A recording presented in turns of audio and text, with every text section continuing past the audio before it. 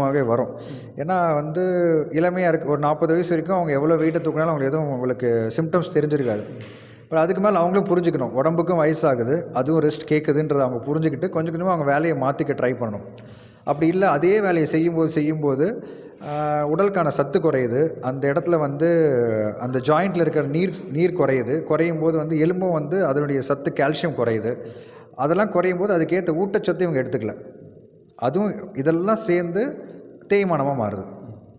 Sir, இப்போ இதுக்கு உண்டான உடற்பயிற்சிகளாக என்ன சார்? அதாவது உணவு முறைகள் என்ன சார்?